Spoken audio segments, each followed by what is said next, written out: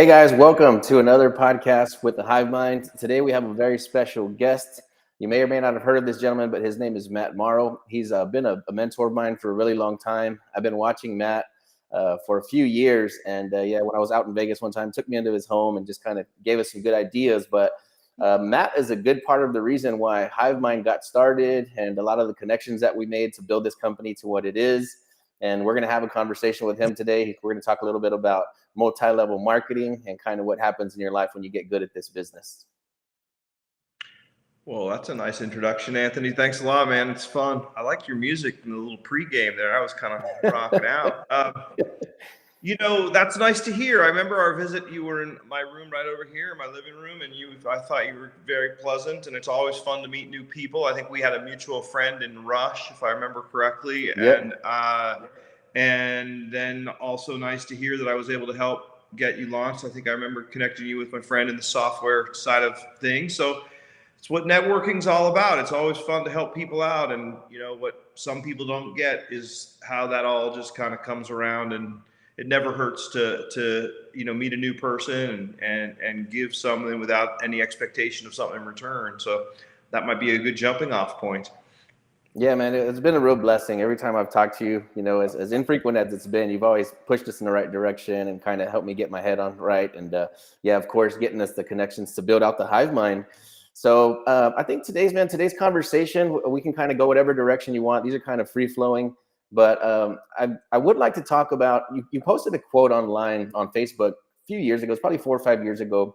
And it's something to the tune of, if you get good at the multi-level marketing business, then you would be like disproportionately better than your competition at business, something to that effect. And that really stuck with me, man. I was like, you know what we do in this business and multi-level marketing or network marketing, the skills that we build can carry over into anything. So can you just take a couple minutes, give us a little bit of background on you, and then kind of where you are with your business, what your experience has been like, and then where you're headed next?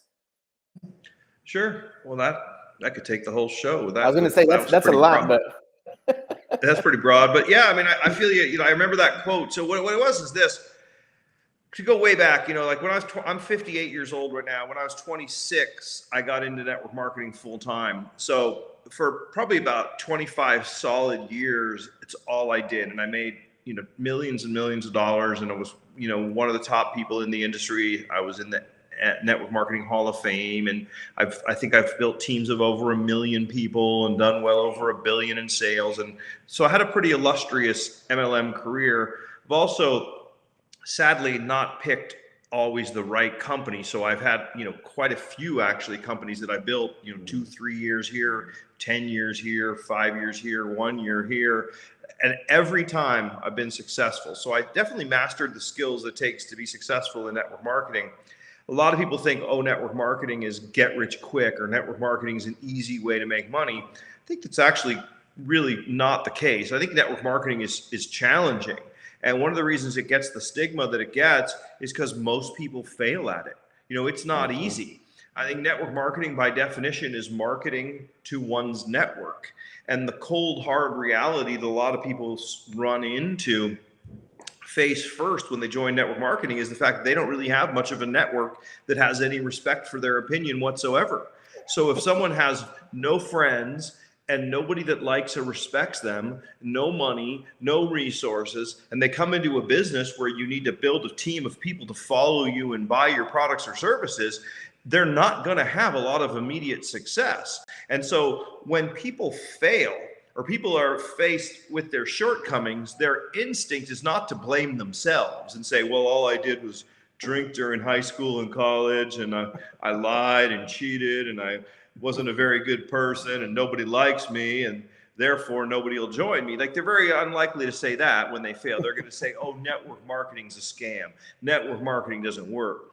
The math of network marketing works. The math of network marketing is brilliant. And it does work for a lot of people. It's usually the wrong people that have no network, people that have no social skills, people that have no contacts, people that have no money. They get into network marketing as they have no other option, and there's no barriers to entry, and then they come in and they fail. Whereas someone who's led a good life, has lots of friends, lots of people that respect them, credibility, the ability to find something good and share it eloquently, that person, network marketing is a breeze. So that's why every once in a while you have the person who joins network marketing, comes in and just has immediate meteoric success, and they did the work that it takes to be good in network marketing in their life leading up to the point where they join network marketing. So that's a little bit on network marketing. Network marketing is brilliant. If you find five who find five who find five who find five, you got 3,125 people, and you get them each to spend $100 a month, and you've got hundreds of thousands of dollars of sales. You make 5 or 10% of those sales, and you make a fortune. Most people can't find 5 good ones, or 10 good ones, or 20 good ones. So that's that. As to what I said in that quote that you referenced on my Facebook, my original sponsor in network marketing was great at network marketing. Worked really, really hard, made millions of dollars in network marketing, got out of network marketing, started a traditional business, then sold that business for $1.7 billion. I have countless, that's the most successful one, 1.7 billion, but I have countless examples of people who got started in network marketing, did the personal development, became the kind of a leader that people would be afraid not to follow, and then they got into another business and worked as hard at that as they did at network marketing, and they just slayed the competition. So that's what I'm talking about. Is like network marketing is great, but it's not easy. You got to be a leader. You got to be the kind of person people would want to follow. You got to have a network of contacts. You got to not quit. You got to overcome objections. You got to deal with an industry that has a stigma attached to it. You do that, and you do that well, and then you step aside and you get into something like, real estate, or you name it, and it's going to feel easy, in my opinion. So to talk about what I'm doing now, since 2015, when I kind of gradually stepped away from network marketing full time because I had saved enough money and made enough money that I could start to, just live on my investments and whatnot, I started segueing into real estate. And so that's what I've been focused on as of late. I'll take a breath in case you got something else you want to take. Otherwise, I can continue along those lines. No, man. Yeah, that's actually a great segue. I just wanted to mention just a 2-second background on myself. I did start in network marketing when I was like 18, and I flopped at several companies. I did bad like in 4 different companies before I kind of found my niche and found my groove. So yeah, I can see the progression that if a person just doesn't give up, they keep pouring into this business, because no business is easy, right? At the end of the day, you can start any type of business, and the likelihood of failure is pretty high anyway. But you get good at this type of business, networking, connecting with people. And, now I've been in the business for almost 20 years, and I feel like I have been able to push into any niche and any market, any business venture that I've ever wanted to push into. I can get momentum fairly quickly based on the skills that I've acquired. So now that you're heading into real estate, you mentioned it briefly, but yeah, can we do a deep dive on that, where you're headed into real estate now? How long have you been doing it? I guess I kind of didn't realize you were in the real estate space until recently. Well, I mean, it's a great place to hide money from yourself if you tend to be a profligate spender.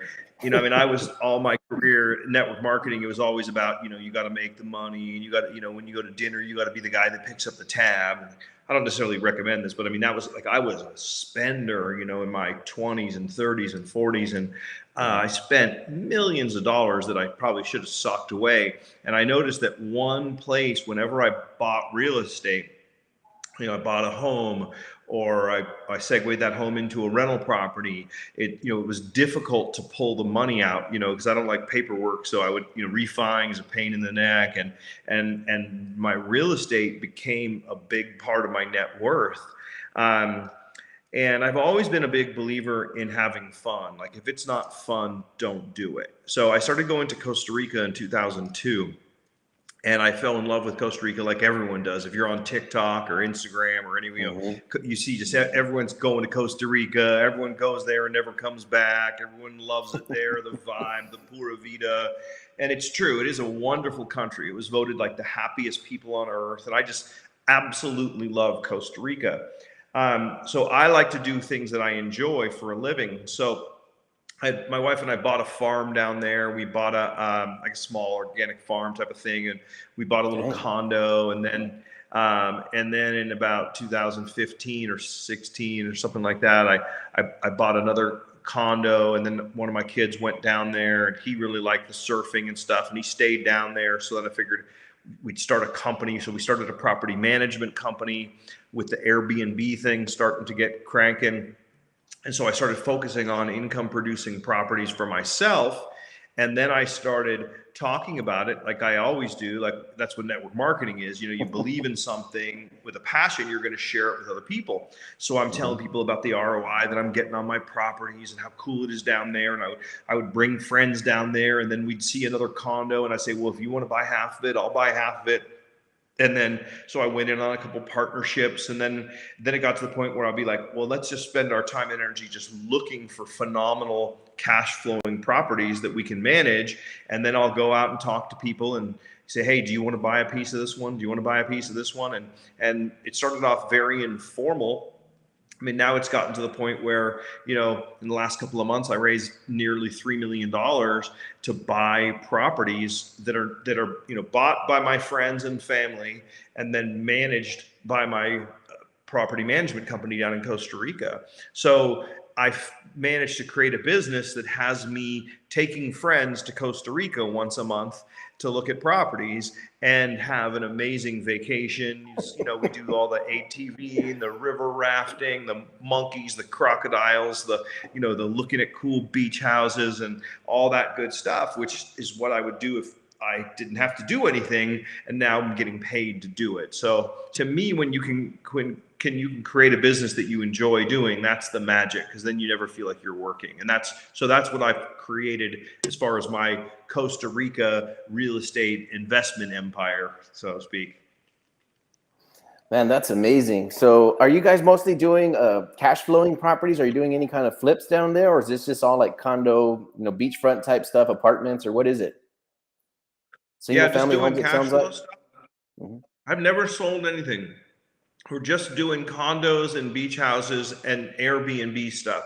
I just bought a small hotel, but I don't want to be in the hotel business. And we're in the process of remodeling that hotel and turning it into like a 12-bedroom Airbnb party house, because there's a lot of bachelor parties, bachelorette parties, family reunions and stuff, weddings down there. So the bigger properties tend to rent really well, you know. So you get a 12-bedroom place and people can stay there for $100 a night per room. You know, you're getting $1,200 a night for a place that you're in at maybe $900,000, $1 million, and it rents, you know, 60% of the time throughout the year, with some peak season spikes with higher rates, and the ROIs, you know, get really, really nice. So we've got quite a nice little formula. And so I have one specific town that I focus on, that I really know the area, and I just look for condos and beach houses.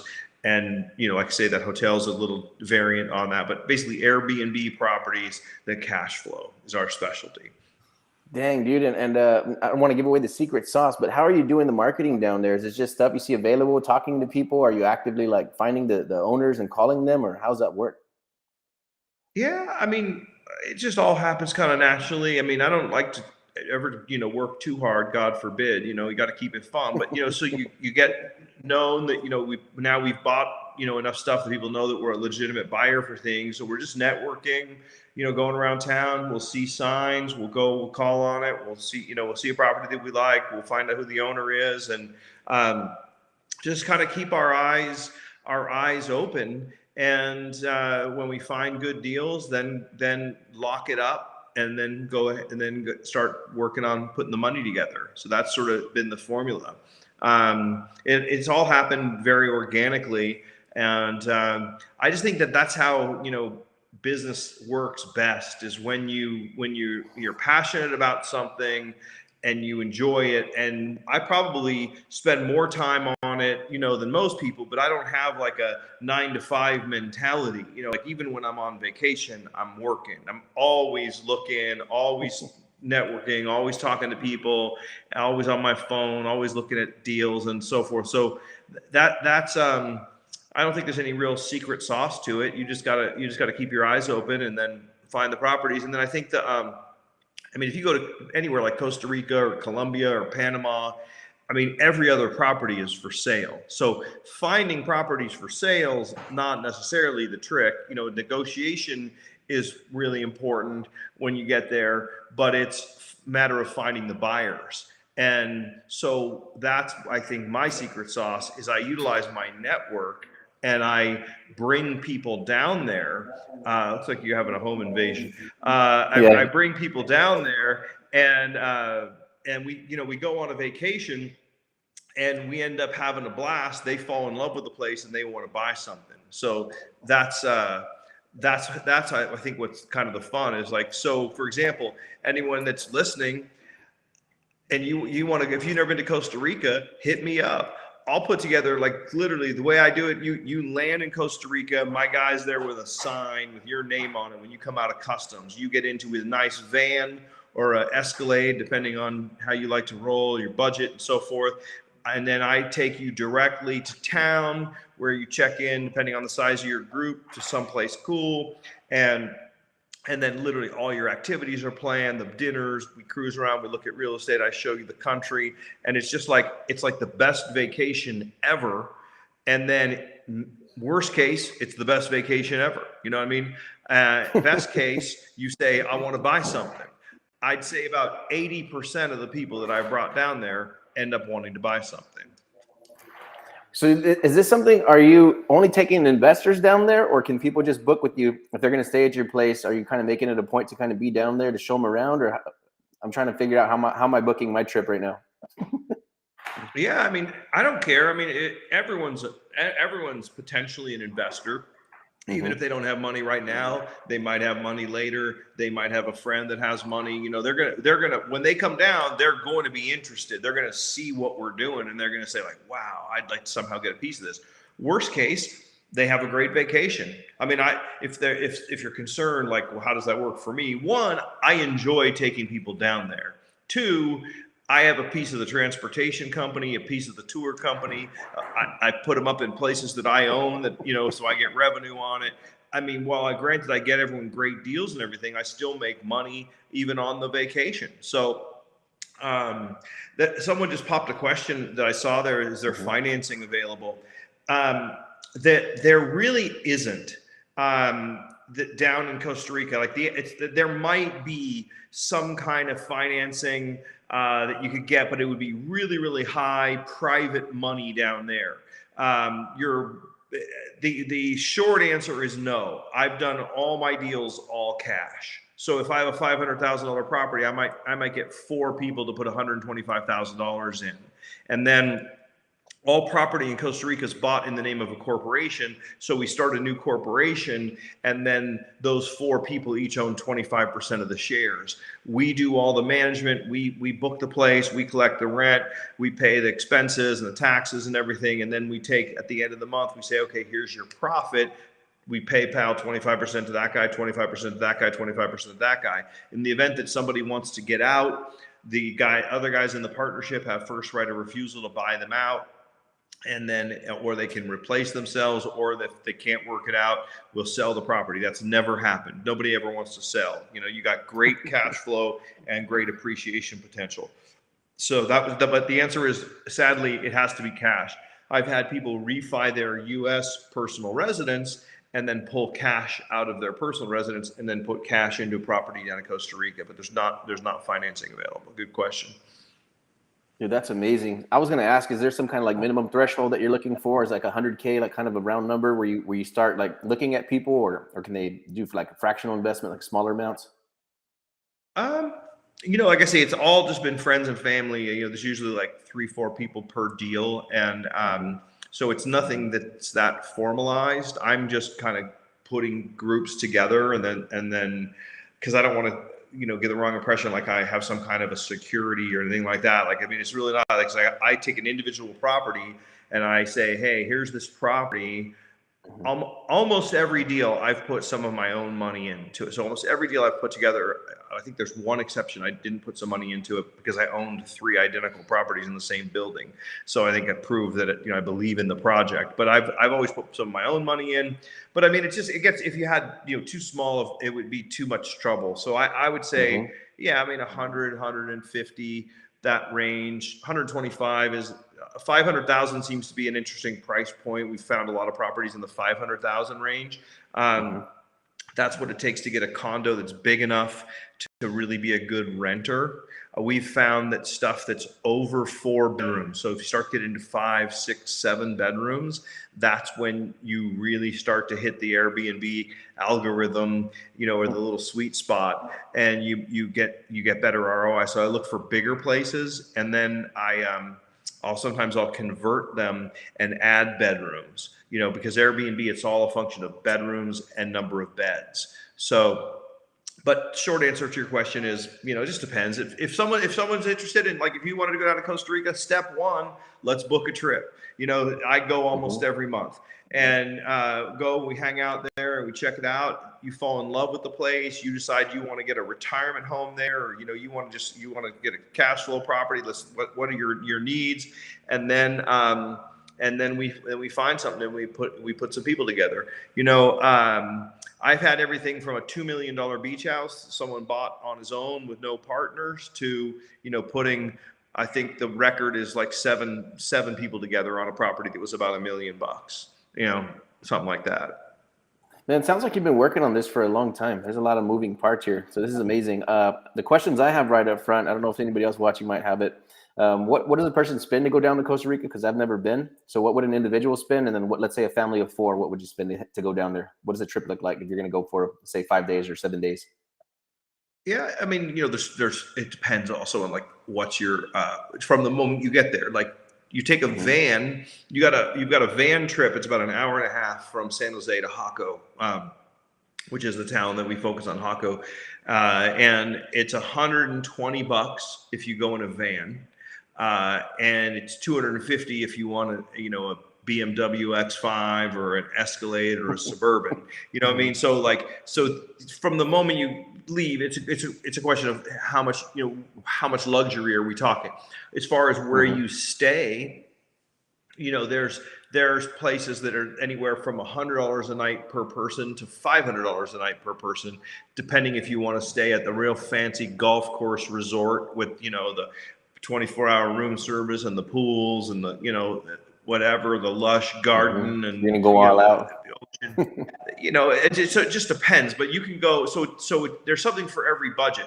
But let's just say that someone's trying to just say what's the bare bones minimum. You're looking at, probably, if you book your flights in advance, probably like $500 or $600 round trip from most cities in the United States, coach. So you fly into San Jose, you can fly like American through Dallas or Miami, United through Houston, Southwest and Spirit, I think, both fly there as well. So, you find a flight, you're looking at $500-$600 a person. You got $250, rough numbers, round trip for your transportation to and from the beach, from the airport. So that's the basics. And then a nice, 3 or 4 bedroom condo you could probably get for $300-$400 a night.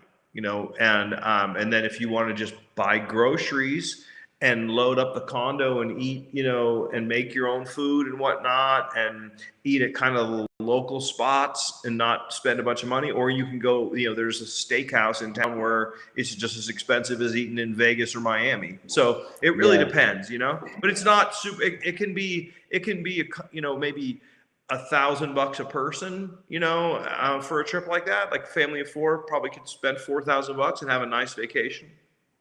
Golly, yeah, that's what I was trying to figure out. Are these like $1,000 plane tickets, $2,000 plane tickets? But yeah, it sounds like for about it's like $500 to $7,500, you can have a good time.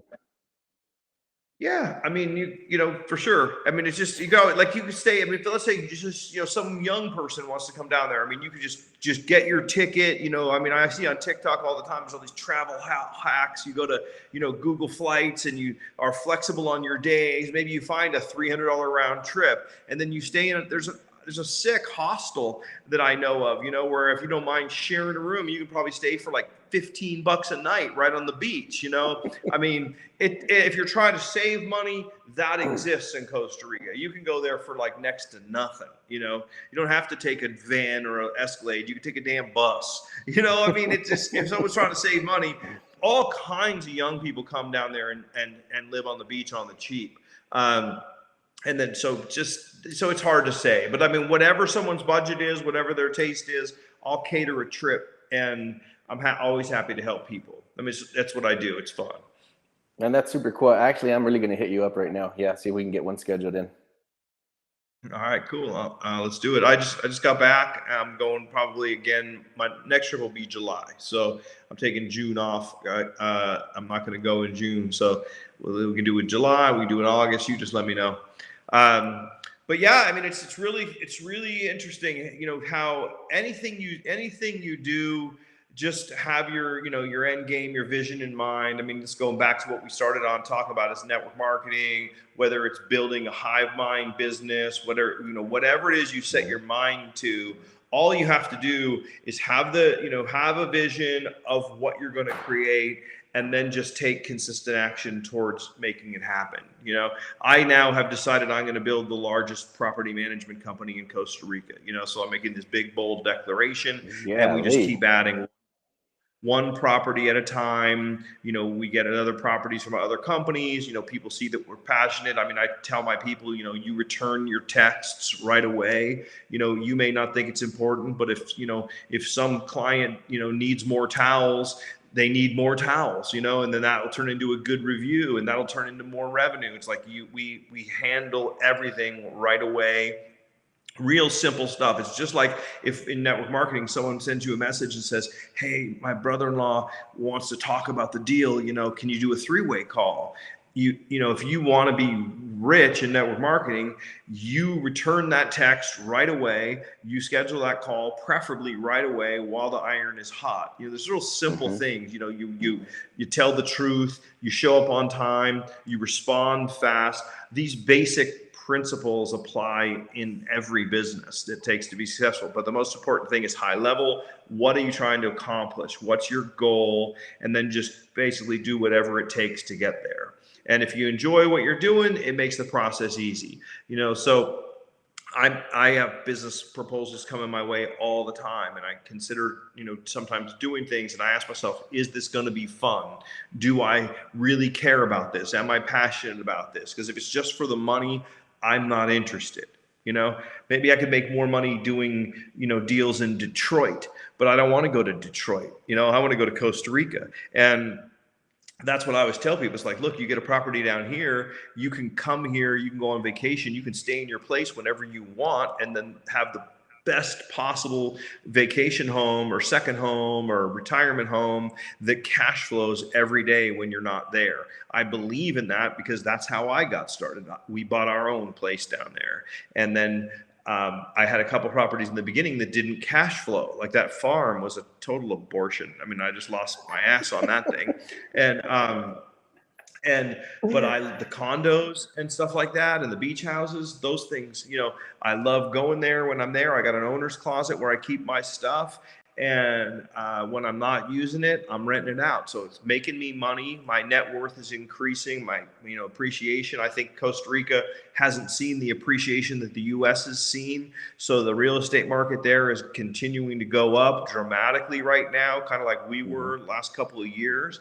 It's a little behind us, and so you can get great values and you get great cash flow. So yeah, as you can see, I'm pretty bullish and passionate on it. Yeah.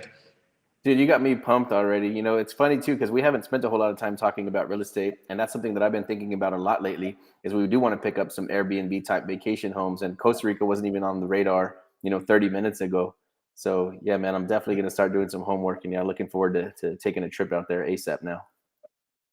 All right, well, let's do it. It sounds good. I mean, that's what I do. Like, I mean, I pride myself on not working. Like, in networking, I developed not working. So I don't, because I don't know. I just don't like doing anything I don't want to do. I think it maybe goes back to my childhood. Like I had a very overprotective mother and always was telling me what to do. So like in my adult life, like if I have to do something or if something feels like work, I resist it like crazy. So all I do is, I live in Las Vegas, which is like the most fun place on the planet. So I go out and I just do stuff, and I'm always getting around people and I'm doing what I want to do. And then the opportunities present themselves. So conversation comes up. We're like talking, oh, Warriors versus Boston, blah, blah, blah. What else? Vacation. Oh, I just got back from Costa Rica. Oh, I've never been there. Oh, it's the best. But the conversation flows so naturally. Next thing I know, the people I'm talking to want to go to Costa Rica. It was the same thing when I was doing network marketing. I did super well in a company that had a healthy energy drink. And this is kind of a stretch now, but back then it made sense. Red Bull and Monster were massive. And I said, look, we've created an energy drink. Yeah, people drink energy drinks. We created one that was healthy, and I would always be drinking one. People would ask me, like, what is that? I say, oh, this is this energy drink that's good for you. You drink one of these a day, you don't have to take vitamins and minerals because it's all in the drink, because I'm never good at remembering to take my pills. Oh, me neither. Yeah, just drink one of these every day. Here, try one. Have a nice cold drink. They drink it. They like it. They buy it. I put 180,000 people into that business. I don't even know how many tens of millions of dollars of sales.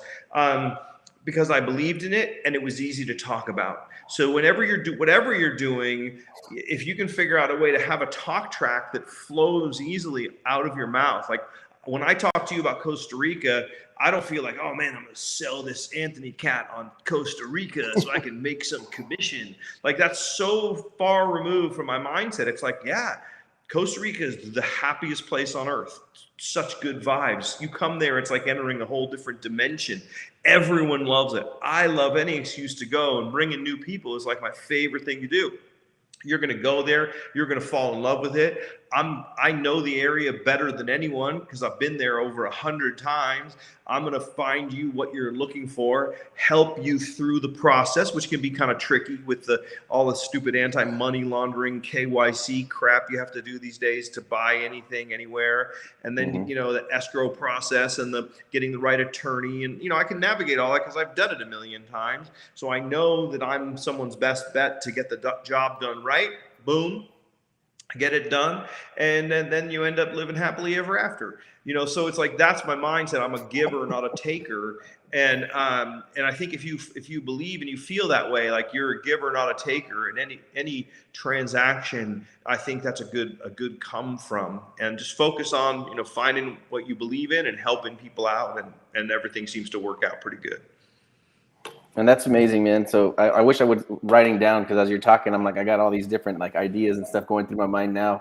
I think we're doing the same thing with real estate. I wasn't in it, 3.5 years ago. And so I did get really excited about it. We've managed to do very well. My friends and family around me are starting to quit their jobs and start to do real estate full time. So I find that same flow. It's very easy to talk about. And I think I identify with you. What you just said right now is that I try to make it not work, because then that's something that I kind of harp on to my team over and over again, is that if it's stressful, if it's not fun, if you're not enjoying it, if you have to be, in your feelings during the day, then let's just not do it at all. If we have a client or a seller or a buyer that's being difficult, let's not do the deal with them at all. So now thinking in terms of like doing this on an island, like I'm sold, man. Yeah, that sounds good. That's what it's all about. It's like, if it's not fun, don't do it. That's my philosophy. Now, not everyone's maybe in that situation. You might have to work some job you're not crazy about, but if you can get to the point where your vocation feels like a vacation, that's where you want to get in life, I think. And it really is a cheat code for life. It's because I wake up when I want to wake up. I do what I want to do 24/7, 365. I've been doing that since I was about 27 years old. My first 12 months of network marketing were hell. It was hard work, a lot of rejection, a lot of people telling me they're going to show up at a meeting and they didn't show up. A lot of people telling me I'm a pyramid scheme and I'm an idiot and I'm a loser and all that kind of crap. It was not, it didn't happen overnight. But I didn't get bitter. I got better, to quote Jim Rohn. I sharpened my skills, and I just became a bigger person, and it got to the point where that stuff just bounced off me. It's like, and I just went through it like a hot knife through butter and became a total ninja, and then just started, stacking cash and then get to the point where you got that ultimate freedom, and that's where everyone wants to get. And hopefully, this podcast will help someone with a couple little nuggets to help them get there. Yeah, that's something I say right now, man. Is I'm not rich, but I can do whatever the heck I want to do right now. Literally do whatever I want to do, and I feel comfortable here. And so, like, let's try to not turn this into another like ball and chain. If I gotta chain myself to my work again, that's what I'm trying to avoid, like the plague. But in closing, man, can we cover real quick? Because there's a lot of people that come on board that are brand new. They have no idea what to do. They don't know how to build a team. You know, a lot of people focus on the real estate side of HiveMind. If you're trying to build a networking business, do you have like a couple of pointers that you can give somebody that's brand new? Maybe they don't have the resources, they don't have the network. How does somebody start from scratch? How do they find momentum? I mean, the best, like when an airplane takes off, it's not like the airplane just like the captain starts and gets on the gas a little bit, then gets distracted and then stops for a second and then goes a little further down the runway and then, takes a leak. And then, that's not how it goes. It's like, it's like, okay, wait a minute, we're going to get this thing to take off. It's like, hold on, buckle up, then it's like brakes on and full throttle at the same time. And then it's like, boom, and it's down that runway until you get air. You don't let off the gas until you get air. So one thing is I would say is to start taking massive action, and work hard in the beginning. I mean, just talk to everyone, read every book, go to every seminar, don't watch TV, listen to podcasts, listen to books on, tape or whatever they call it nowadays, Kindle or whatever the hell, wherever you, Spotify, you want to be putting good information in your head. Go to every networking opportunity that you can. Social media has made it a lot easier. You can join groups. If you're into Baja racing in Mexico, join a Baja, Facebook group, and someone starts talking about overlanding and something about overlanding and you start, interacting, and next thing you might go on a trip with some of the people that you meet there, and then you end up making a new friend. And then, I mean, it's weird. It's a circuitous route. Because in networking, you only need usually 2 or 3 really good people, to join your team. To get that, people don't realize this, but you're looking for 3 percenters. So if you need 3 killers, you're going to have to sponsor 100 people. All right. And if you sponsor 100 people, now whether that takes you a year, 2 years, 3 years, you're going to end up with 3 killers. Now, understand, with 3 killers, you usually make like 20,000, 50,000, 100,000 a month. Finding 3 killers is not easy. So let's say you might have to talk to 1,000 people to get 100 to join to get 3 killers. Just whatever it takes. You want to go and be around people and talk to people and network, and do it on social media, do it in real life. And be a giver, not a taker. Think about when you go to a cocktail party, you don't just go to a cocktail party with a bunch of strangers and walk up to them and be like, hey, do you want to join my deal? Like they'll be like, you're weird. It's like you want to buy a watch? Open your trench coat. No, you go to a cocktail party. Maybe you tell a joke. You meet someone.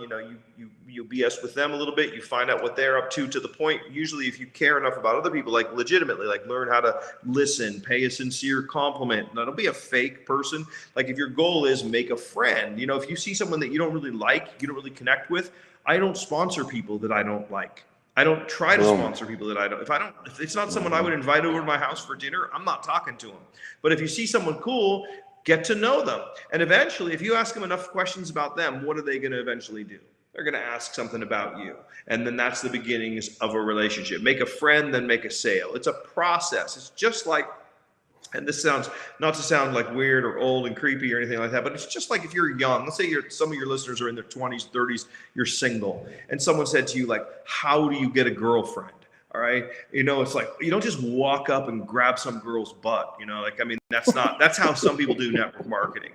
And it's that tacky. It's like, no wonder people hate this industry. It's like, you just meet you. It's like, hey, join my business. I love you. It's like, shut up. I don't even know you. Smack you. Like you got to have some game. You got to have some skills. And it's the same exact kind of thing. You're looking to develop a relationship with a person. It's a business relationship, not a physical or, intimate relationship with someone, but it's the same basic process. You got to develop some skills. You got to practice. You got to learn. You got to model behaviors that work. And networking is one such skill. How do you make a friend? You know, think about it. If someone doesn't have any friends, they might want to work on that. And it's the same skill set, because the people who join you in business are always your friends. The people that, or they could be new friends, just people that like you. You know, we've all made friends. Like one time you go out and you meet someone, and next thing you know, you're bros, you know, you're friends. Like, so you can do it in a night. You could, you know, or the equivalent of a one-night stand. It happens, okay? But you just got to be good. You got to be good at it. You got to learn how to create rapport and make friends. And for some people, that's going to be a lot of work. But if you're good at making friends, you can be good at network marketing, because your friends are going to want to associate with you more. If you're passionate about it, odds are they're passionate about it. So if you're excited about something, they're going to listen to you with an open mind. They're going to want to join you. So the biggest secret to networking is go out and make as many friends as you can. If you already have a lot of friends, it's really easy. Just talk to them about, you know, what you're talking about, not in a salesy way, but in a passionate sharing your vision of what you guys can do together. And that's how I've always done it. And that's perfect right there, man. I think that's our whole motto behind Hive Mind. I don't know if people grasp that yet, but I'm excited about real estate right now at this current phase of my life. It's changed my life. This is the first year that I'm doing real estate full time now. I think a brand new person can come on board, make a year's pay or two, you know, on a single deal or two deals. So it's easy to get excited about for me. You know, I don't know what other people are thinking, but yeah, man, I think that's the magic. It has to be something that you enjoy, something you love, something you're excited about, man. But yeah, that's amazing. So cool deal. Do you have anything else in closing you want to share? Let me just say this. Yeah. I just gonna say, like, if anybody wants to reach out, you know, on the Costa Rica side of things, my company's called Costa Rica Elite. So it's CostaRicaElite.com, and you can take a look at our properties and our website and some of the tours and stuff that we offer. I mean, just, you know, shameless plug, but I'm happy to meet new people and help out. And I don't really have a super big agenda. What's kind of, I think, powerful is when you don't have any real needs, and you're just really more about the giving side of things. It works out better. So like I have no needs, thank God, at this point in my life, but I am passionate about to help people, get real estate, and that's my main focus. Still play around with network marketing. I'm in a couple companies that, I like it. If I meet someone and they're into something that I think makes sense, I'll tell them about one of my, 2 or 3 opportunities I'm involved with, but it's not my main focus anymore. But yeah, that's one thing. Some people say that what is a quote that is yours or someone else's that you resonate with? I'd like to dispel a myth. Some people say if you chase 2 rabbits, you won't catch either of them. And it's usually the upline that's telling you that you can't do more than one thing. And because they're selfishly, they just want you to focus all your energy on their thing. The reality is that you can have twin passions. You know what I mean? Like my wife and I, for example, she has a business that I've recruited people into that sells clothing, like sports bras and leggings and stuff like that. It's like Lululemon for less as a network marketing opportunity. We crush it in that. But if I'm talking to some dude that's like into, crypto, and he doesn't have a girlfriend or a wife, I'm not going to talk to him about that. But I could talk to him about mining helium, or I could talk to him about buying a property. Like, you can do multiple things. So I'm a big believer in multiple streams of income. I'm sure Hive Mind is something that for some people that they build that business and they have something else that they do in addition. So, my famous quote is, let's see, if at first you don't succeed, keep on sucking till you do succeed. All right. That was a feeble attempt. I love that, dude. That's cool. That's hilarious, and that's cool. Hey man, can we get that website again real quick for the Costa Rica thing? That way people can find out, because we can put it up on the screen right here underneath. Yeah, it's Costa Rica Elite. So it's Costa Rica ELITE.com. Costa Rica Elite.com is the name of the site.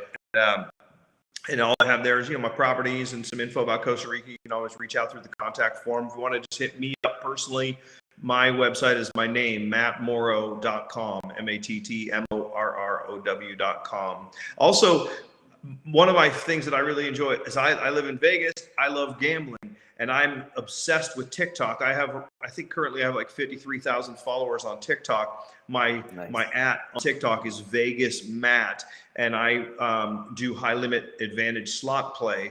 And so like I'll gamble. The other day I was at the Wynn doing $1,125 a spin on a slot machine, and people like to watch these sessions, and just the mad wins and losses are fun to watch. That's just like a hobby, another hobby that I've turned into a money-making thing. I got sponsored by a poker site and stuff like that. So if you like gambling, follow me on TikTok at Vegas. One of my shameless plugs. Thank you very much for having me, Anthony. No, this was fun, man. Amazing. You're modern day King Midas, man, and we know your time is being spread out thin. So we appreciate you hanging out with us and teaching us the game. Thank you so much, man. I'll see you in Costa Rica. You're too kind. All right, everybody. Hey, man, cool. Thanks for having me on. I'll catch you guys later.